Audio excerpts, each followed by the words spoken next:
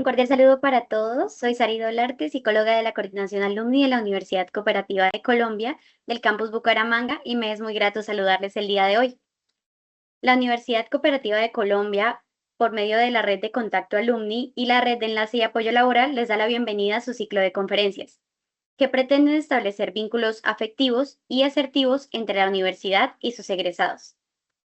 Desde Alumni generamos espacios de encuentro y formación donde los egresados participan activamente en la vida universitaria junto a sus compañeros, profesores, facultades y la institución, reafirmando su papel como parte esencial de nuestra comunidad educativa.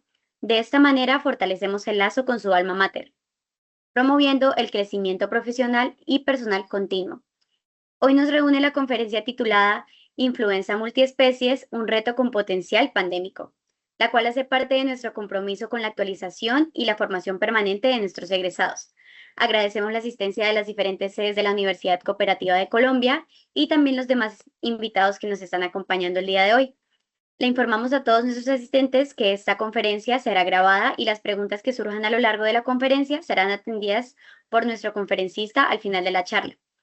Antes de presentar a nuestro invitado, me complace presentar a la doctora Andrea del Pilar Torres Acosta, la nueva jefe del programa de la Facultad de Medicina Veterinaria y Zootecnia. Estamos celebrando su llegada a esta comunidad académica, seguros de que su liderazgo aportará a nuevas perspectivas y fortalecerá el crecimiento del programa. Bienvenida, doctora. Es un gusto contar con su presencia en este espacio.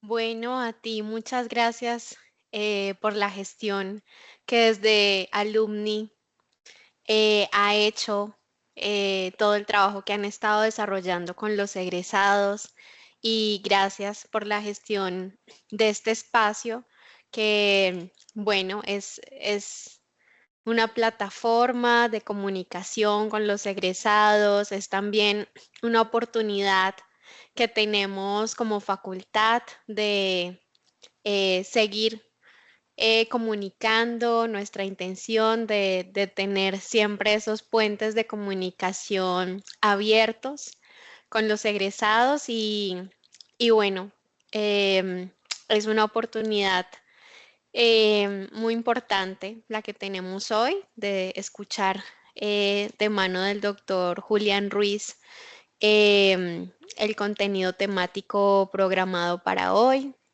Yo quiero aprovechar este espacio para igual, pues bueno, comunicarle a los egresados, también a la comunidad externa que se está conectando, que desde la Facultad de Medicina Veterinaria y Zootecnia de la Universidad Cooperativa de Colombia, seguimos trabajando por la acreditación y reconocimiento a la calidad. Es una facultad que cuenta con la acreditación internacional Arcusur, que es un sistema de acreditación de los estados partes de Mercosur y de los estados asociados Arcusur. Sigue en vigencia, por supuesto, la acreditación de alta calidad otorgada por el Ministerio de Educación Nacional. A propósito, el doctor Julián, que es coordinador de los doctorados, lidera también el grupo de investigación en ciencias animales, GRICA, clasificado en la categoría A1, que es la categoría más alta otorgada por MinCiencias. Y el programa se sigue posicionando eh, como referente pues en la línea de los posgrados en el nororiente colombiano. Eh, Me complace en este momento presentar al doctor Julián Ruiz Sáenz, quien es docente titular y coordinador de doctorado de la Facultad de Medicina Veterinaria y Zootecnia de nuestra universidad. El doctor Julián es médico veterinario de la Universidad de Antioquia, magíster en ciencias básicas biomédicas, con un énfasis en virología y cuenta con un doctorado en salud animal, investigador senior MinCiencias y también expresidente de la Asociación Colombiana de Virología. Entonces, considero que pues este espacio se lo otorgo al doctor Julián. Doctor Julián, ahí, este espacio ya es suyo a partir de este momento. Muchas gracias, profe. Bienvenida en nombre de toda la comunidad profesoral también. Es un gusto para nosotros tenerte con nosotros y que me inviten a este evento. También es muy rico ver egresados y algunas caras conocidas y nombres conocidos por acá. Me confirman, por favor, si me escuchan bien y si me ven bien o si consideran que de pronto es mejor apagar cámaras para evitar el retraso. Se escucha súper bien y se ve Se también escucha muy bien. bien. Perfecto, entonces voy a compartir en este momento la presentación. Yo eh, como listo, por aquí ya estamos. Entonces yo les traigo hoy una presentación. Esta es una conferencia que tuve la oportunidad de impartir en el Congreso Nacional e Internacional de Infectología. Entonces, de pronto, algunos de los apartados, algunos de los asistentes es posible que los hayan visto y les pido disculpas por eso. Sin embargo, la información está actualizada a la fecha, lo más actualizada que pude tener. Vamos a hablar hoy de una gente que mal que bien es un viejo amigo o un viejo enemigo, según como lo queramos mirar. Entonces, voy a hacer algunas aclaraciones allí al respecto. Y también es importante aquí mencionar que sigo siendo miembro de la Asociación Colombiana de Virología y soy en este momento el vicepresidente para el capítulo Antioquia de la Asociación Colombiana de Infectología. No tengo, empezando con una buena declaración de conflicto de interés, pues no cuento con ningún conflicto de intereses en el momento que me impida hacer esta presentación y la información que aquí les traigo solo me compete a mí y a los autores de los trabajos que les voy a presentar y no tiene ninguna relación. Es Julián hablando, no necesariamente en algunos de los apartados la UCC hablando, sí, eso es importante decir. Entonces la presentación la voy a hacer en varios aspectos y voy a tratar de llevarlos a través de un ejercicio que a mí me parece muy bonito, muy clásico de la epidemiología y que se presenta para los que no han tenido la oportunidad de ver la película y la banda siguió tocando, donde se describe cómo fue todo ese proceso de descripción y de incriminación del VIH como agente causal del SIDA en los años 80. Y hay una máxima de la epidemiología que es qué pensamos, qué sabemos y qué podemos probar. ¿Sí? Y en ese orden de ideas voy a ir guiando toda la presentación, arrancando con la base de qué pensamos cuando hablamos de influencia aviar y de riesgo pandémico y de... Sí, lo primero que pensamos y cuando uno le pregunta a la gente, lo primero que se le viene a la cabeza es otra nos van a guardar, porque aunque la idea pandémica en los años anteriores fue cambiando. ¿Sí? Inicialmente hablábamos de una pandemia, entonces la gente siempre pensaba en qué miedo tengo porque nos vamos a morir todos por las imágenes de la influenza de 1918, mal llamada la gripe española, y filas y filas de camillas y filas de muertos. Después cuando nos dicen en el 2009 es que hay una pandemia y entonces la gente dice, pues no se está muriendo todo el mundo. Entonces no era tan cierto y nos desvinculamos de la idea de pandemia y cuando vuelven ahora nos dicen es una pandemia, pero en esta vamos a estar todos guardados, pues la idea cambia un poco, ¿cierto? Y entonces en ese orden de ideas lo que pensamos cambia en la medida. Sin embargo, el tema de influenza aviar ha sido un reto mortal durante muchos años y se ha tenido siempre como ese referente de qué es o cuál es un agente que puede causar una pandemia con gran letalidad y con gran riesgo para las poblaciones humanas. Pero aterricémoslo un poquito a lo que sabemos, es decir, ¿por qué realmente sabemos que este virus tiene esas potencialidades y por qué lo hemos tenido tan en el ojo del huracán durante tantos años? Y la principal característica para eso es las mismas características per se del virus. Y cuando ustedes vieron por allá virología y microbiología, hace ya algunos años, muchos para algunos, pocos para otros, realmente siempre nos decían, es que estos virus tienen unas capacidades muy importantes. Algunas de ellas las vimos muy recientemente con SARS-CoV-2, es que los virus cambian y mutan. Y entonces La mutación es un proceso natural de todos los agentes virales. Y ese no puede ser el mayor terror, ¿sí? Sin embargo, la mutación per se hace que los virus de influenza todos los años cambien y que esas proteínas de exteriores que llamamos hemaglutinina, que es para las cuales se dirigen los anticuerpos principalmente cuando nos vacunan, al cambiar todos los años con cambios menores, entonces hace que todos los años necesitemos vacunarnos o actualizar nuestra vacuna a los virus que están circulando. Y entonces por eso todos los años deberíamos actualizar nuestra inmunidad para ser inmunes contra los virus que están circulando en el momento, ¿sí? Pero hay otra característica muy importante y es que este virus puntualmente, por ejemplo, en diferencia de SARS, el genoma está partido en varios pedazos y esa partición del genoma en varios pedazos le confiere unas características muy interesantes y es poderse mezclar cuando en un solo organismo entran varios virus.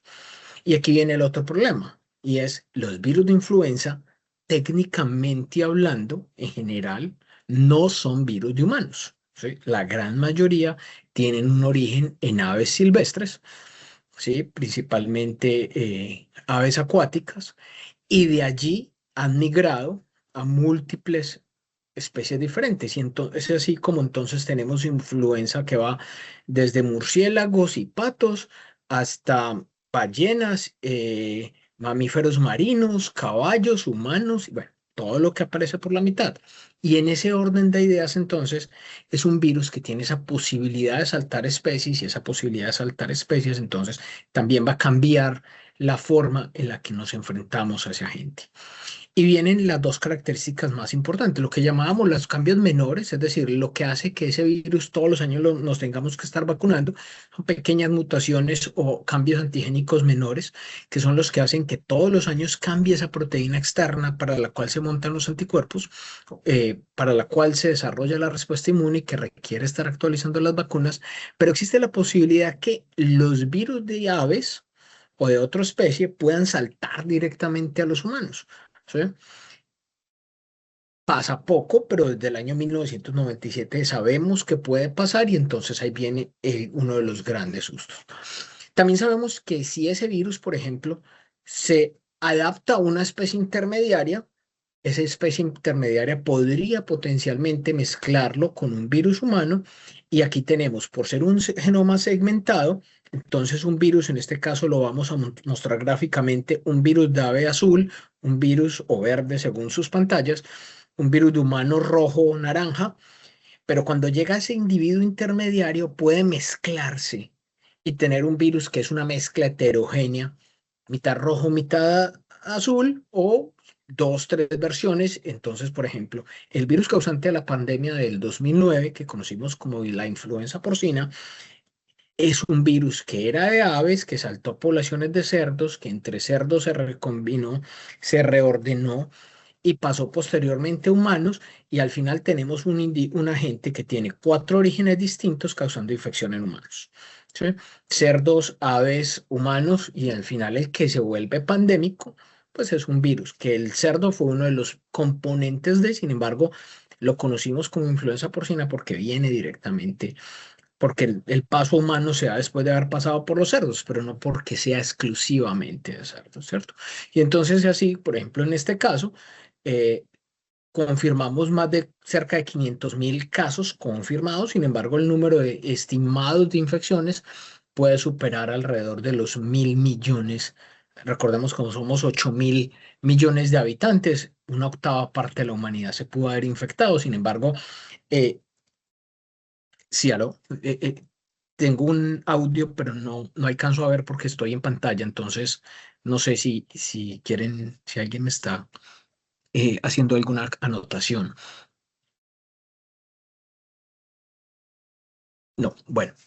Entonces les decía que en este caso la cantidad de individuos que fallecieron, la letalidad fue muy baja, muy comparable con la de la influenza estacional, y entonces es allí donde decimos, pero es que eso es otra gripa normal, entonces nadie se preocupa a pesar de que fue una gente que en cuestión de 3 semanas le dio la vuelta al mundo, ¿sí? Y el estimado número de muertos se estima que pueden haber sido alrededor de los 284.000 muertos asociados a esta infección.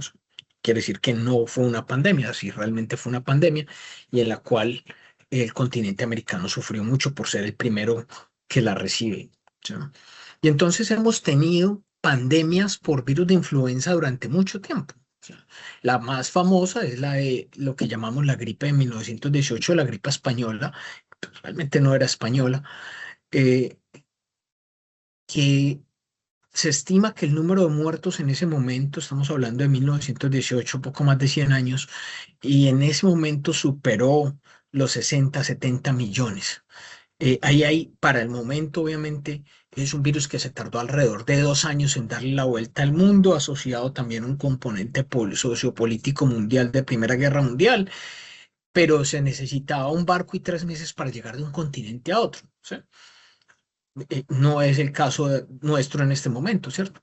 Luego tenemos en el 57 eh, otra nueva, eh, otra nueva presentación, en este caso ya un H2N2. Luego tenemos un H3N2. ¿Sí? En el 2009, como les decía, tenemos una triple reordenación, un triple reordenado de cerdo, de ave y de humano, ¿sí? Que es el que llamamos el virus pandémico 2009, que es el que se queda además de forma importante circulando en poblaciones humanas y de hecho hoy está incluido en la vacunación estacional que recibimos cuando vamos y nos ponen la vacuna de influenza, siempre nos incluyen porque este virus nunca se fue, como la gran mayoría de agentes pandémicos, pues. Y entonces, lo que sabemos es que múltiples linajes de virus, por ejemplo, H1N1 de origen aviar, aquí tenemos el H1N1 de origen porcino, aquí tenemos el H3N2 de origen humano, a través de los años han ido encontrándose y reordenándose en nuevos agentes. ¿Sí? Y ese, a través de los años, pues ha ido permitiendo que aparezcan nuevas variantes, mezcla heterogénea de cosas, aunque siguen circulando los originales, es decir, el H1N1 aviar sigue circulando, el H1N1 porcino clásico también sigue circulando, sin embargo, empiezan a aparecer los reordenados lentamente a través de los años. Y eso es uno de nuestros grandes momentos de estrés, es decir, sabemos que este virus puede reordenarse, adaptarse a humanos y llevar a casos severos, ¿cierto? A través de los años, entonces, recién hemos podido demostrar cómo eso que pasó en el 2009 no fue un evento que se quedara en el 2009, ¿sí? Sino que, aunque no lo tenemos muy claro, después en el 2011 tenemos una nueva variante, por ejemplo, de ese virus porcino que se une a, a un virus humano estacional y causa una nueva circulación cosmopolita y así sucesivamente en distintos linajes de virus, tanto en linajes de virus tradicionales, aviares o de cerdos, que los vemos aquí en distintos colorcitos, van apareciendo nuevas variantes de virus que han ido colonizando a través de los años. ¿Sí? Y en esa aparición de nuevas variantes, pues se sigue aumentando el riesgo de que un virus de una especie se transmita eficientemente a otra o directamente a los humanos y con ello la aparición de casos en humanos. Es decir, esto no ha suspendido. ¿Sí? Pero desde el año 2022 venimos con una problemática y es que siempre hemos dicho que los virus aviares no se transmiten directamente a los humanos, sino que necesitan pasar primero o deberían adaptarse primero a otra especie para poder llegar a los humanos y siempre hemos involucrado el cerdo como ese vaso mezclador que llamamos, que es el que permite teóricamente ese tránsito entre especies. ¿Sí?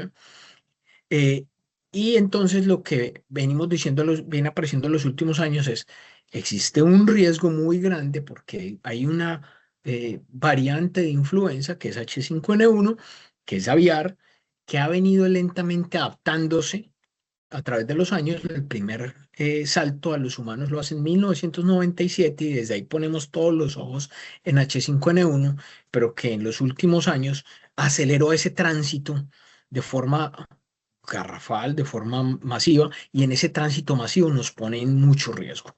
Y entonces lo que hoy sabemos es que ese virus de H5N1 que circulaba netamente entre Asia y algunas regiones de Siberia, empezó a saltar y en ese salto rápidamente se alcanzó rutas migratorias y adaptó ciertas mutaciones que le permitieron una característica bien interesante, que fue colonizar distintos tipos de aves. Es decir, siendo un virus muy específico de aves, de aves acuáticas, empezó a migrar a diferentes rutas migratorias, y es así que todos estos líneas que ustedes ven casi que representan las líneas migratorias mundiales que hacen las aves, porque las aves son el mayor bioterrorista que conocemos, y alcanzó rápidamente el continente europeo a finales del 2021, y de allí rápidamente, alrededor del 22, del año 2022, 2023, logró llegar a las Américas. Y como era evidente, pues una vez llegó a las Américas, se distribuyó por todo el continente, porque además en las Américas, se ha dicho de paso, no teníamos una inmunidad fuerte contra virus H5N1 porque no teníamos variantes circulantes de H5N1, y ello tiene ciertas. Incluso se ha logrado distribuir a tal nivel que ha sido el primer virus de influenza, por ejemplo, que logra llegar al continente antártico, causando graves estragos ecológicos, de los cuales vamos a hablar un poquito más. Y entonces, cuando llega el virus a las Américas, decimos, bueno, digamos que era una crónica de una muerte anunciada, porque bien sabíamos que si ya había alcanzado las rutas migratorias este virus, pues era solo cuestión de tiempo para que el virus migrara a las Américas a través de la ruta migratoria transatlántica, y que una vez llegara a la ruta migratoria transatlántica, se empezara a distribuir en el continente americano. Lo que no esperábamos era que rápidamente ese virus que llegara a la región americana, pues se adaptara y se reordenara nuevamente con virus del continente.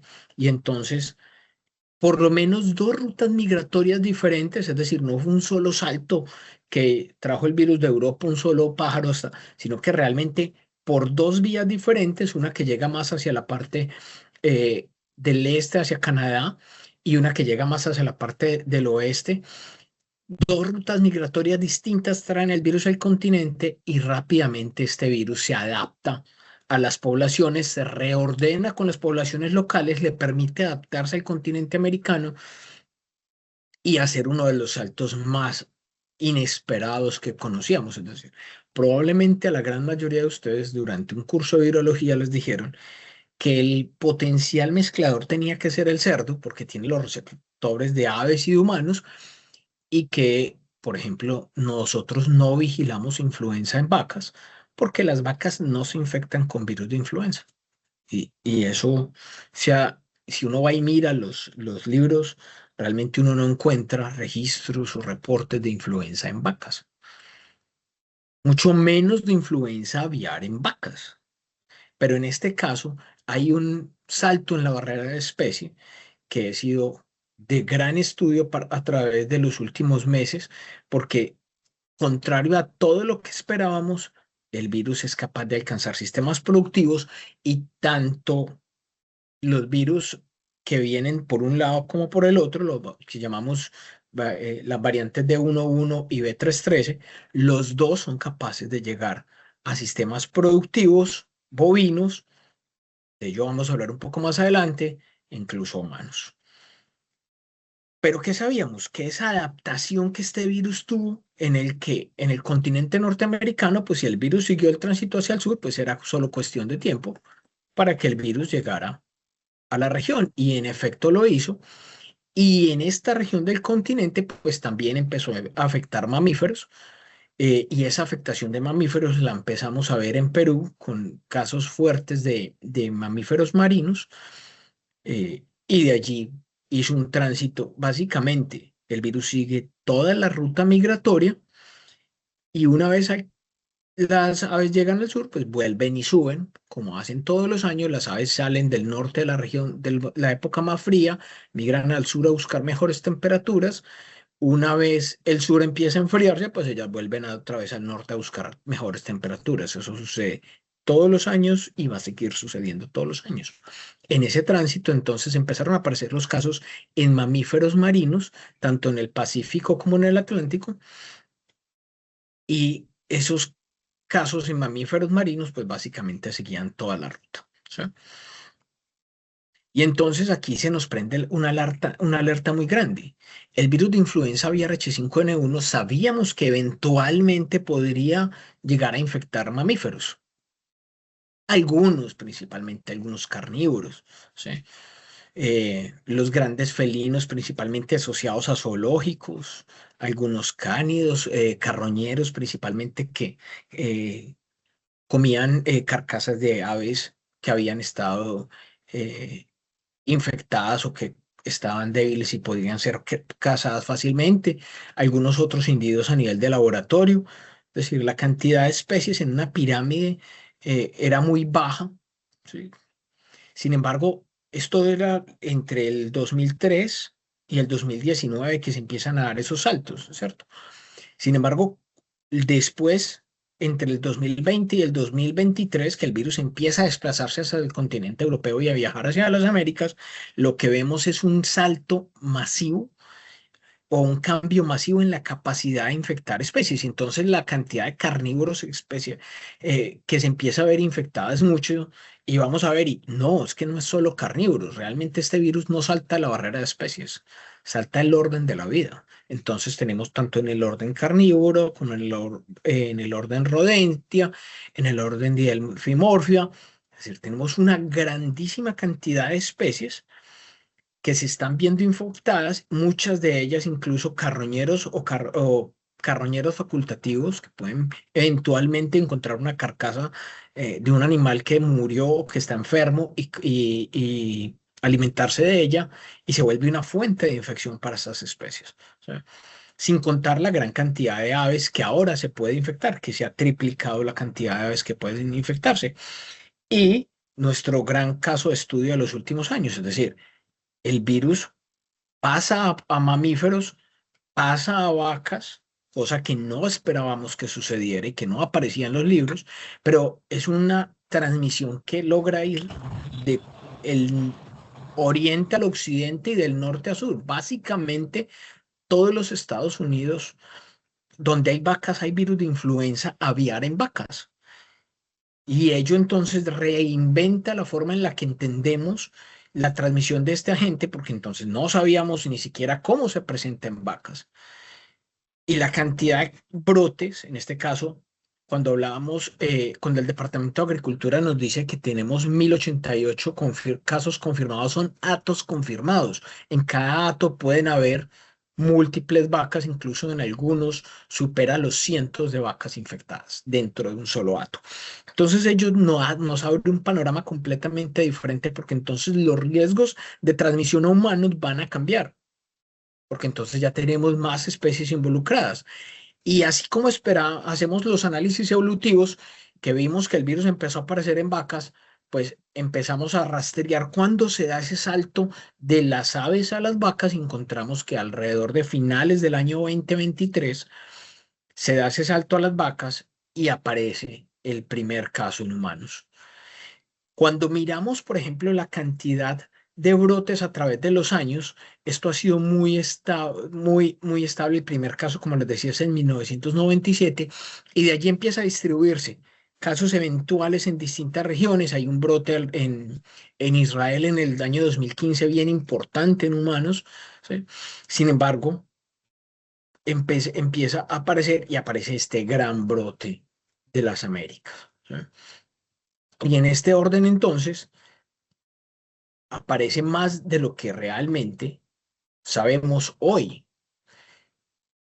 Estos son los ojos más famosos de los últimos años y este es el primer caso de influenza aviar en humanos transmitido por vaca. Y entonces, ¿cómo se le explica a un trabajador que tiene influenza aviar, pero yo no trabajo con pollos, yo trabajo con vacas? Sí, lo que pasa es que usted tiene un virus de influenza aviar que se transmitió desde una vaca. Y a la vaca todavía no sabemos quién se lo transmitió, probablemente un ave.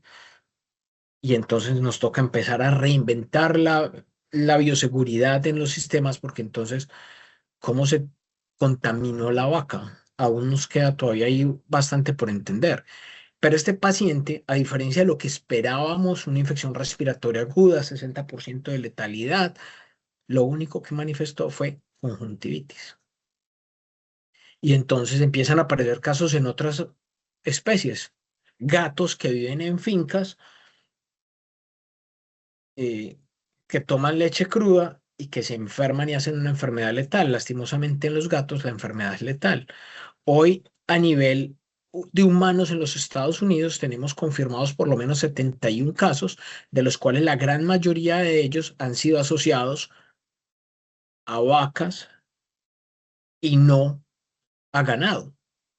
Perdón, y no a aves. Entonces, ¿cómo pueden uno entender que la principal fuente de transmisión de influenza aviar en los estados, en un país, no sean las aves de influenza aviar, sino las vacas? Tenemos que empezar a cambiar un poco el discurso y dejar de hablar de una influenza aviar y empezar a pensar en una influenza multiespecies. Y de allí el nombre de la conferencia. Solo 24 de los 71 casos estaban directamente relacionados con sistemas productivos avícolas. Entonces, realmente las aves en la circulación de influenza aviar no están teniendo, por lo menos en los Estados Unidos, no están teniendo el impacto que esperábamos durante tantos años. Otras exposiciones animal, 3 casos, y tenemos 3 de exposición desconocida. Y guarden ese dato porque ahorita vamos a hablar un poco más de qué es exposición desconocida. De forma muy importante, entonces, tenemos aquí lo que llamamos la cantidad de casos en azul a través de los años y la cantidad de individuos que fallecen en rojo, ¿sí? Si miramos solo la letalidad, lo que llamamos el case fatality ratio, de todos los años juntos, es decir, desde el primer caso en 1997 hasta la fecha, llevamos más de 1000 casos con una fatalidad de alrededor del 47%. Sin embargo, si miramos solo la letalidad de esta nueva variante que se dispersó por el mundo causando casos en tantas especies, a nivel global, esa fatalidad, se reduce a un 3%, dejándola muy cercana a la influenza estacional. Y entonces, aquí también entonces nos cambia un poquito la perspectiva. No estamos hablando necesariamente de un virus con una letalidad tan alta como se esperaba. Sin embargo, un 3% sigue siendo muy importante para una infección que se puede diseminar con tanta facilidad.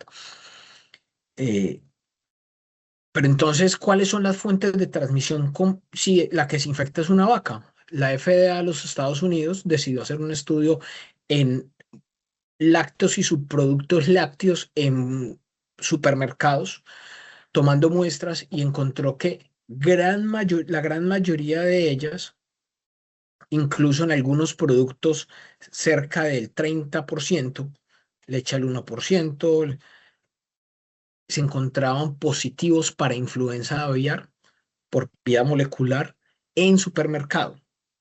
¿Sí? Es decir, leche que vas y compras al supermercado, tanto leches enteras, quesos, crema, sour cream, muchos de estos productos están contaminados en góndola de supermercado.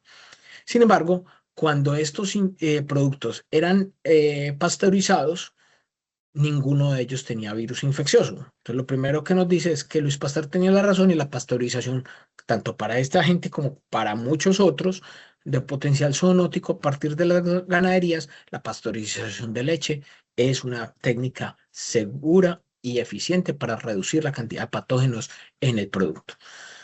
Sin embargo, en muchas partes, en Colombia también, venimos con una tendencia a volver a la presidencia o a la tenencia o el consumo de leche cruda. Los Estados Unidos no son ajenos a ello.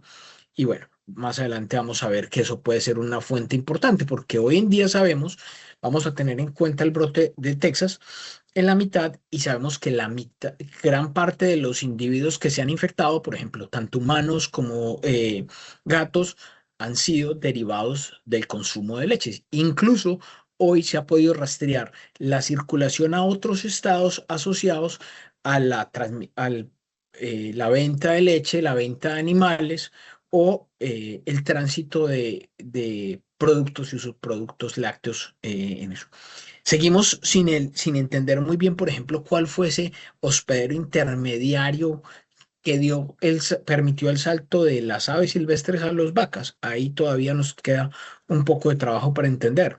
Lo que sí sabemos y que ahora, ¿qué podemos probar para que vayamos a nuestro último apartado?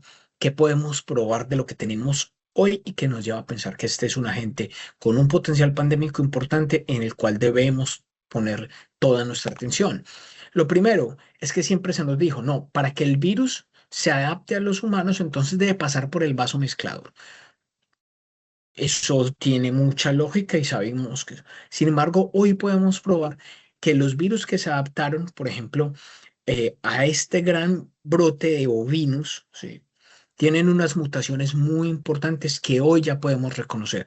Voy a resaltar aquí de forma importante la mutación en la posición 627 y en la posición 701 de la polimerasa del virus, porque la gran mayoría de individuos bovinos infectados en, en todos los Estados Unidos tienen ese cambio en la polimerasa.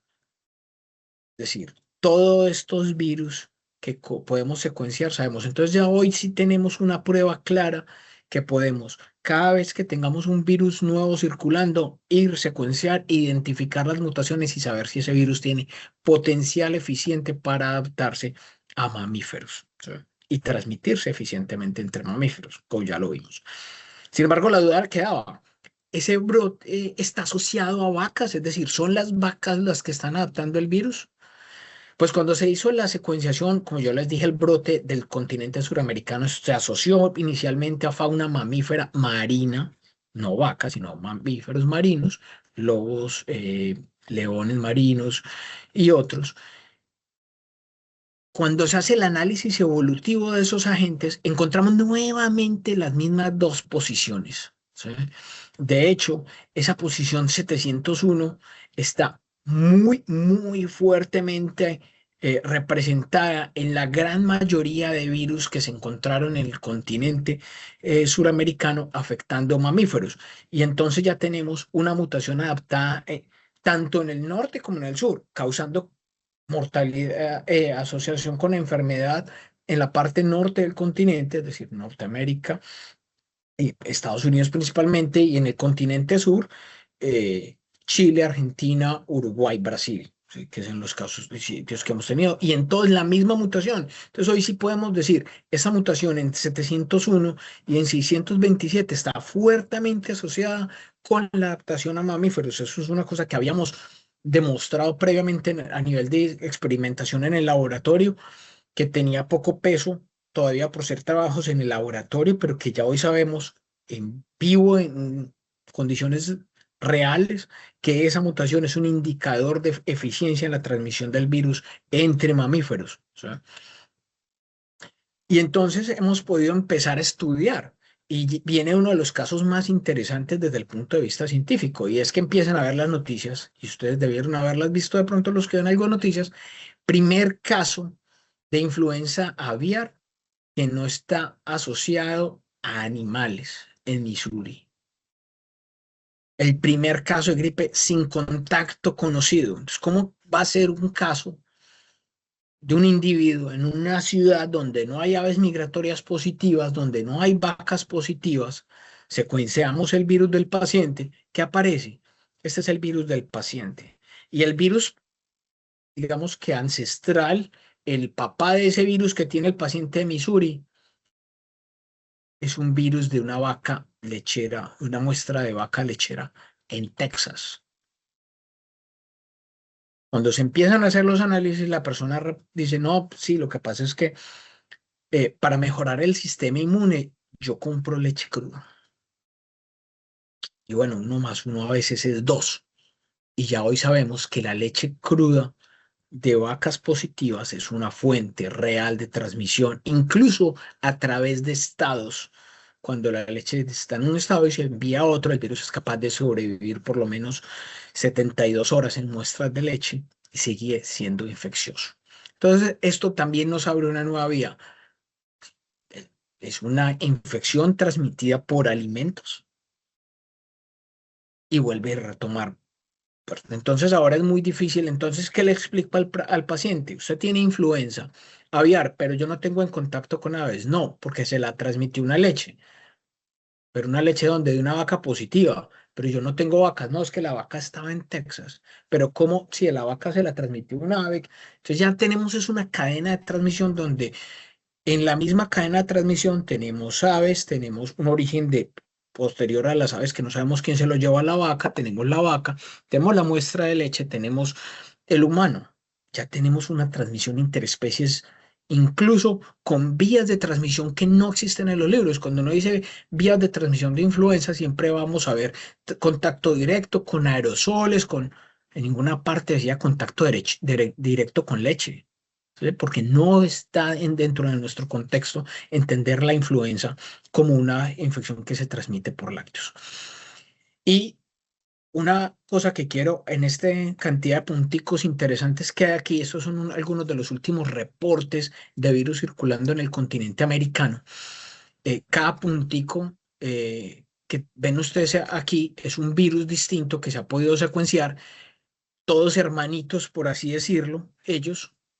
Sin embargo, lo que sí hay que recalcar aquí es que la forma cambia. Un punto redondo es un ave, un rombo es un humano, eh, un triangulito hacia abajo es un mamífero que no es un humano, un cuadrado es una vaca, y entonces si ustedes ven, los virus están circulando, es decir, uno puede encontrar en una sola ramita de virus.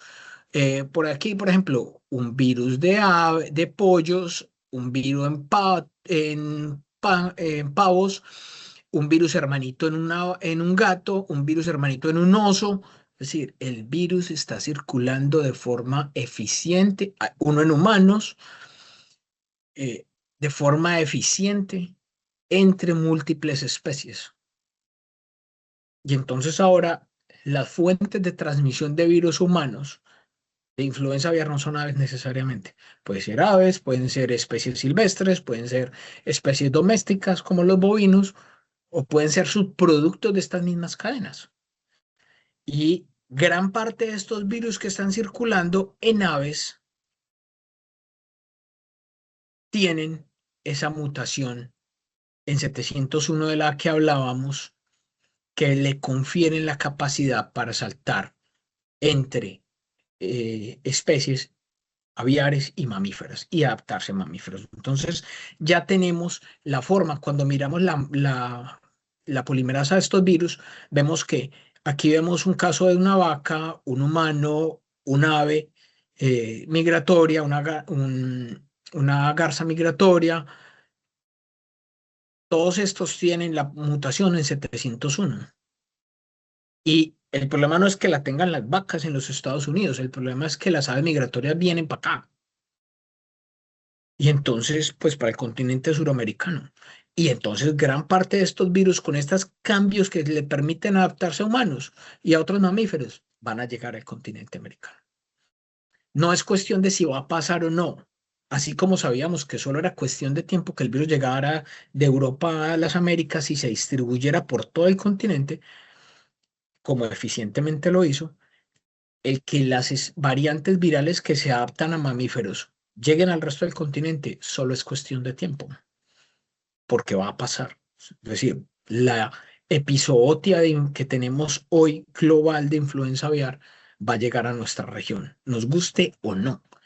Entonces, cuando se hacen empieza a preocuparse uno por lo que pasa en humanos, se dedicaron a mirar qué pasaba en los sistemas, en las aguas residuales. Estos son datos de la ciudad de varias ciudades en Texas. Y en Texas hay un sistema de vigilancia de virus en aguas residuales, donde se puede predecir o identificar los virus estacionales que circulan para poder alertar a la población de la necesidad de aumentar la vacunación estacional. Normalmente, hacia mitad de año, empieza a caer la influenza, que tiene una fuerte influencia en el invierno, una fuerte presencia en el invierno, y hacia mitad de año cae la circulación de estos virus. que hemos visto que durante ese tiempo lo que está habiendo es un reemplazo de virus. Y en las épocas en las que no debería haber virus, lo que tenemos es un aumento de la circulación de virus de influenza H5N1 en aguas residuales humanas.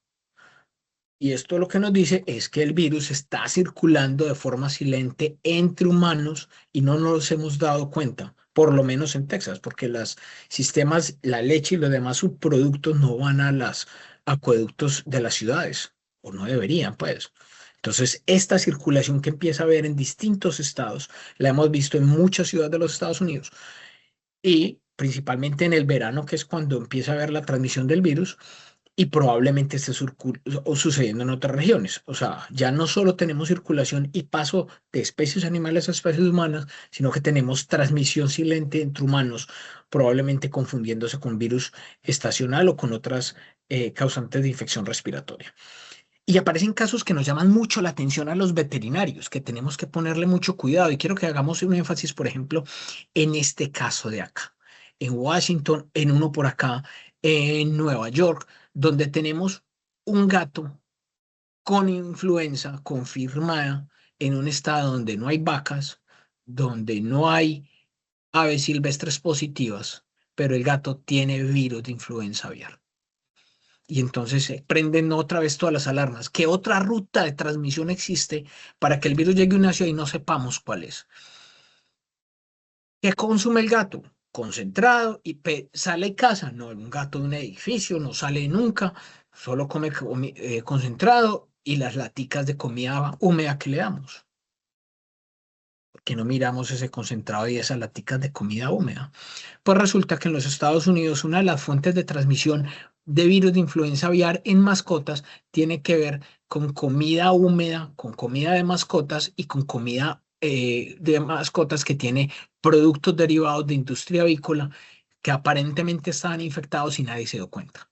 Pero hoy en día, si uno ve en el árbol evolutivo, todos estos casos de acá son gatos infectados y todos estos que tenemos acá antes de los amarillos y después de los amarillos, es decir, a través del tiempo, desde el año pasado hemos podido venir rastreando cómo el virus ha ido saltando a distintos gatos y distintos individuos a través de productos y subproductos de origen animal en comida o en alimento para mascotas.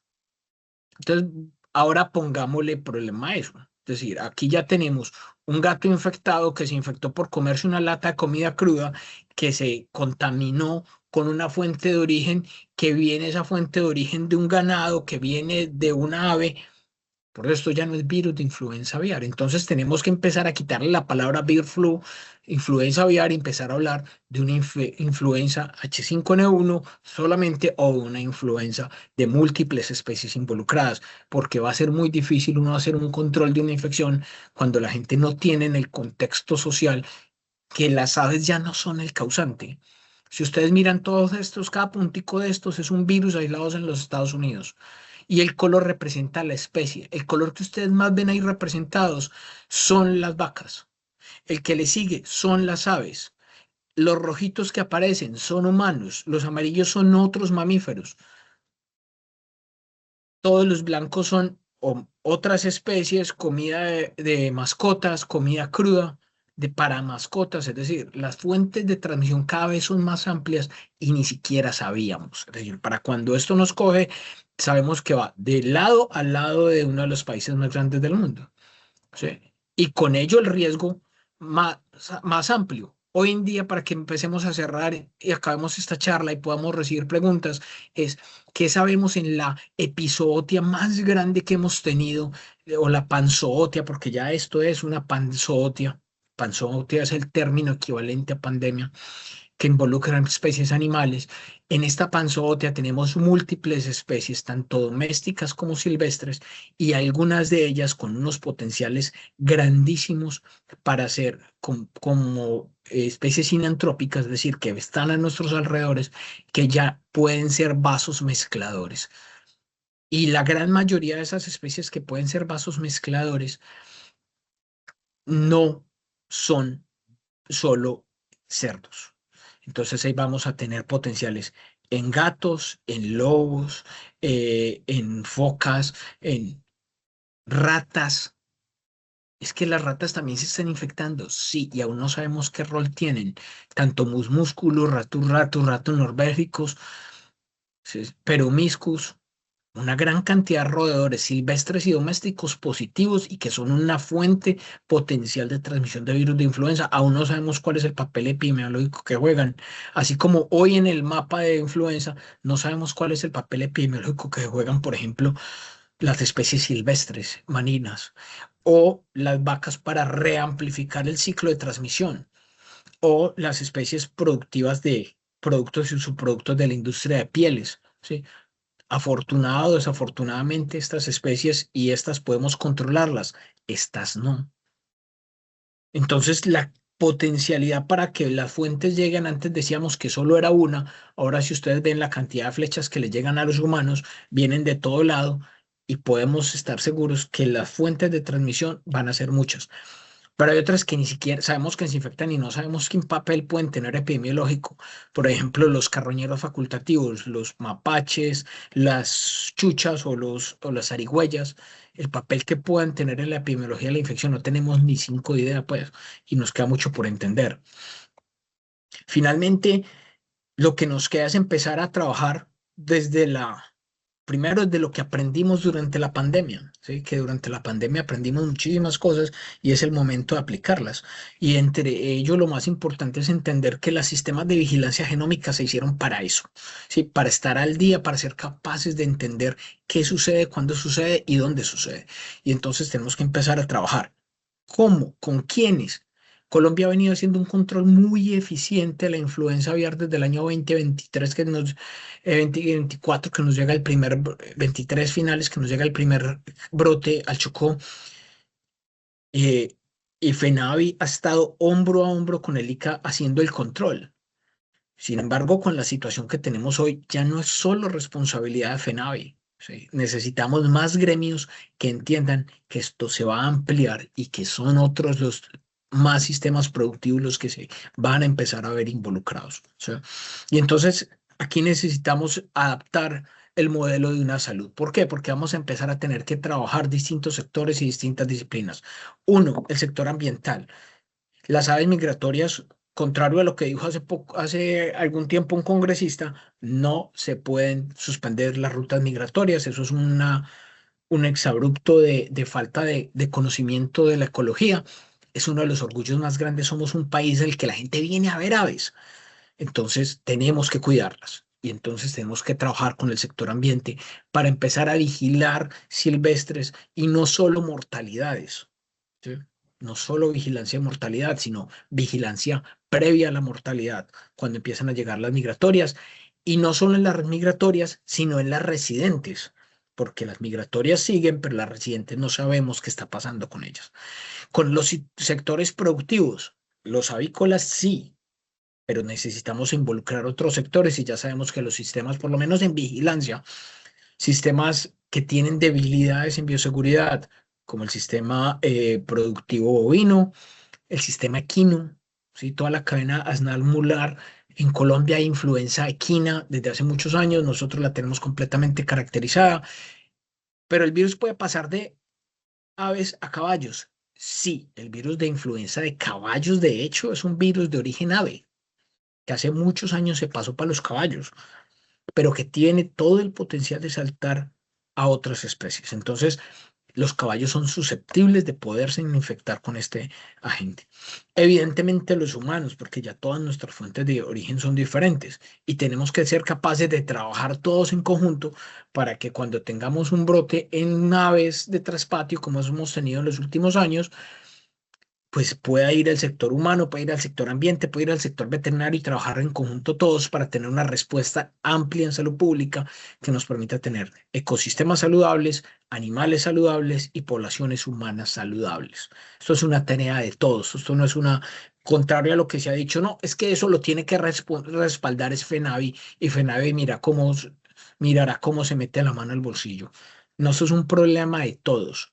De hecho, durante el pico de brote de influenza aviar inicialmente se cae la producción de huevo y después se cae la producción de leche en los Estados Unidos y la repercusión fue de cerca de un 20% de aumento en los precios al consumidor final. Es decir, si usted no se infecta con el agente, aún así la seguridad alimentaria de las poblaciones depende de las especies productivas.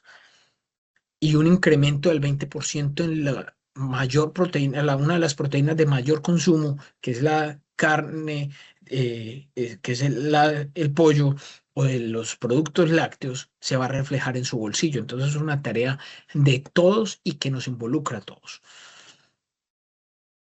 Yo no quisiera despedirme sin antes invitarlos a que sus ideas, sus necesidades de investigación, de cooperación, sus necesidades de formarse posgradualmente, si no lo han hecho, las hagan con nosotros. Yo no tengo en este momento fotos de los laboratorios de la sede Bucaramanga en este momento, pero tengo fotos de nuestro laboratorio de virología, que lo tenemos en la sede de UCC de Medellín, donde tenemos un laboratorio de bioseguridad tipo 2 y tipo 3, que incluso podemos atender este tipo de patógenos que son de alta contención obligatoria.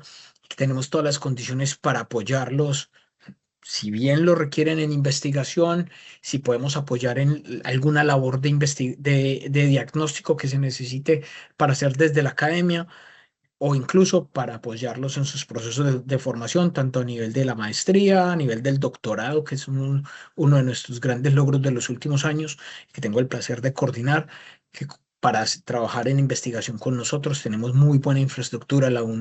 Su universidad ha crecido muchísimo y tiene las puertas abiertas para todos ustedes.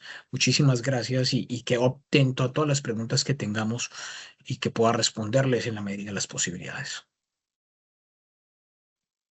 Doctor, me enviaron una pregunta por interno. Perfecto. Dice, ¿cómo deberían adaptarse los protocolos de bioseguridad en franjas ante influenza multiespecies? En granjas, perdón. En granjas.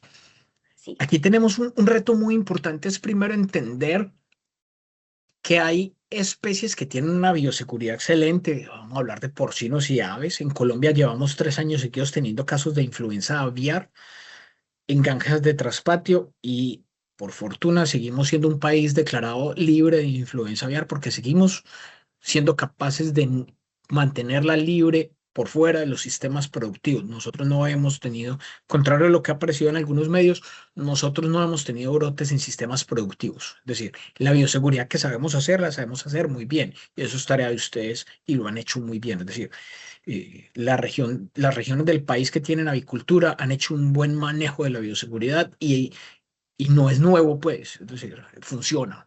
Pero ¿qué necesitamos? Empezar a trasladar esa bioseguridad a las ganaderías, sobre todo las ganaderías abiertas en regiones donde tenemos humedales. Sabemos que los humedales les encantan a las aves migratorias, la región del norte del país, en el centro del país, en los llanos orientales, en el suroriente del país, donde hemos tenido casos.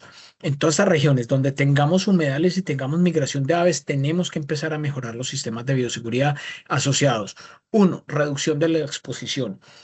Si, como me han dicho varios colegas que trabajan en sistemas productivos abiertos y en grandes especies, es que impedir, por ejemplo, que las vacas que están en un potrero que queda 2 horas entren en contacto con una fuente hídrica que es la única que tienen y es a la misma que llegan las aves, es imposible. Pero en esos casos lo que tenemos que hacer es empezar a forzar la vigilancia. Es decir, necesitamos empezar a hacer vigilancia apoyados en las instituciones locales, vigilancia de signos respiratorios, vigilancia de pérdidas en la producción láctea, vigilancia de cambios en la composición de la leche, que nos puedan estar indicando que hay un virus o un agente diferente causando enfermedad. En los Estados Unidos, básicamente, la alerta empieza porque tienen un cambio en la composición de la leche. Parece una leche que tuviera una fuerte mastitis, pero los recuentos en el CMT, que mide bacterias, o sea, el CMT me da negativo, como si no tuviera bacterias, pero la leche está completamente horrible y llena de marca de sangre. ¿Qué pasa con esa leche? Y las pérdidas lácteas son una vaca baja de producir 20 litros a producir 2 en 2 días. Las pérdidas masivas de leche sin un componente bacteriano que lo explique son de vigilar. Y en esos casos no es de decir, pero las vacas están comiendo. No, es momento de empezar a ponerle cuidado a esos puntos, porque si bien es entendible que nosotros no tenemos sistemas estabulados como si los tienen en los Estados Unidos, acá en los Estados Unidos, es posible que si tengamos que poner medidas más estrictas para evitar que las vacas entren en contacto con aves silvestres o si caballos o gatos. Hay un conflicto que yo tengo y es, no, como decía al principio en la declaración de conflictos de intereses, es mi opinión, no necesariamente la opinión de la universidad cooperativa, y es que el Estado está permitiendo nuevamente el consumo de leche cruda. Algunos de ustedes que trabajan en pueblos ya han visto cómo ha ido cambiando la ley de cruderos y cómo hemos venido hablando nuevamente del consumo de leche cruda para autoconsumo o para autoabastecimiento en algunas regiones. Yo creo que los datos, y sobre todo en regiones donde haya presencia de aves migratorias, yo estaría completamente en desacuerdo de eso. No deberíamos tener consumo de leche cruda en regiones donde hay riesgo de que las vacas se puedan infectar con influenza aviar. Pero pues no solo eso, pues la leche cruda, aftosa, tuberculosis y muchas de las otras agentes que sabemos que no hemos podido controlar y que se transmiten por leche cruda, pues el consumo de leche cruda no debería estar entre nuestros disponibles en el día a día. Pero ya sabemos pues que hay una política estatal que lo permite y contra eso no peleamos, pero yo sí los invito a ustedes como entes reguladores y conocedores de salud pública que en la medida de las posibilidades no la alimenten, pues si es autoconsumo, pues listo, no la mande para la planta, pero hiérvala usted y encárguese usted de asegurar el consumo de un producto de calidad e inocuidad, que recuerden que ese es nuestro rol como salubristas, ese es nuestro rol, nuestra responsabilidad con la sociedad. Listo, doctor, y por acá tengo otra. ¿Qué herramientas diagnósticas deberían estar disponibles en campo para detección temprana? Lastimosamente, hoy en Colombia no tenemos ninguna prueba rápida que nos ayude a identificar fácilmente esto, pero lo que sí tenemos es cómo tomar algunas muestras y si, por ejemplo, hacemos un CMT y tenemos presencia de regiones, por ejemplo, en la región norte o en Córdoba, donde hemos tenido casos de influenza circulando, por ejemplo, a principios de este año, y tenemos vacas con pérdidas lácteas masivas y no sabemos cuál es el origen, pues esta es una infección de control obligatorio. Es muy importante llamar la atención sobre eso. Decir que el control obligatorio en sistemas productivos debe hacerlo el ICA. Entonces es importante que ustedes llamen a su sede del ICA y notifiquen esa situación para que ellos en este momento tienen algunos protocolos de atención para ir a atender esa situación. Paralelamente nos pueden llamar a nosotros y nosotros estamos dispuestos a ayudarlos, pero es muy importante hacer la aclaración que la academia hoy en Colombia no está sobrelapando o no está reemplazando la función del Instituto Colombiano Agropecuario. Estamos en disposición de apoyar al ICA, ¿sí? Pero no de reemplazarlo. Nosotros no peleamos con el ICA, es decir, estamos de acuerdo con que haya un control de ciertas agentes por parte del Estado y nosotros vamos a apoyar el estudio epidemiológico siempre que podamos, pero el Estado tiene una responsabilidad consagrada en la ley y nosotros no podemos suplantarla. Jesús, Santiago tiene la mano levantada. No sé si querés abrir tu micrófono, Jesús. Es que no sé si yo estoy mal, pero creo que tú habías dicho algo sobre una vacuna contra el virus, pero se supone que el virus a cada rato está mutando, entonces ¿eso de qué serviría? En humanos tenemos vacunación, no contra H5N1, ojo, pero sí tenemos vacunación estacional. Nuestra vacuna normalmente trae virus H3N2 estacional, virus tipo B, virus tipo A tradicional y virus H1N1 pandémico. Esos 4 componentes trae la vacuna de humanos. Tenemos un punto gris de vacunación en sistemas productivos aviares. El ICA hizo hace un par de años, en el finales del 24, principios del año 25, una declaración de permitir que ciertas industrias definan si quieren o no vacunar aves y autorizar en caso de una emergencia masiva una vacuna. Hasta ahora nosotros no estamos vacunando aves. O sea, pues, también es crítico, aunque la puerta ya no está cerrada, sino que en caso de una epidemia masiva en aves, el ICA ya tiene un plan de contingencia de vacunación, incluso ya tiene definidas cuáles serían las cepas y cuáles serían las empresas que distribuirían ese biológico en el país en sistemas productivos de aves avícolas. En vacas hay 2 vacunas en este momento probándose acá en Texas. Bueno, perdón, yo estoy en varios momentos de hecho acá. Yo en este momento me encuentro fuera de Colombia haciendo una estancia de investigación justamente en Texas. Y acá en Texas se están probando 2 vacunas para vacas. Sin embargo, el estimado es que puedan estar disponibles en el mercado de los Estados Unidos hacia finales de este año, lo más pronto, pues. Disponibles en Estados Unidos a finales de este año, eso con mucha suerte sería disponibles en Colombia para el próximo año. ¿Sí? Y esa es una vacuna diseñada contra virus H5N1 del que está circulando en vacas acá en los Estados Unidos, ¿sí? Y que no hemos confirmado en nuestro país todavía. ¿Sí? Entonces, digamos que el tema de vacunación debería estar alerta primero para nosotros, porque esto evidentemente es una zoonosis. Entonces, lo que tenemos que tener nosotros claro es que la vacunación de influenza es una necesidad. Siempre se ha llamado que sea una necesidad para todos los que trabajan en el campo. Siempre hacemos vacunación masiva de niños y adultos mayores. Son a los que más se les refuerza la vacunación de influenza. Y que tenemos un plan listo de choque para atender la vacunación necesaria en aves. Para vacas todavía nos toca esperar un poquito. Ok. Muchísimas gracias, doctor, por este espacio, por ser nuestro invitado hoy. Fue una charla muy interesante de la que todos pudimos aprender y bueno, solo quería darle las gracias por acompañarnos hoy.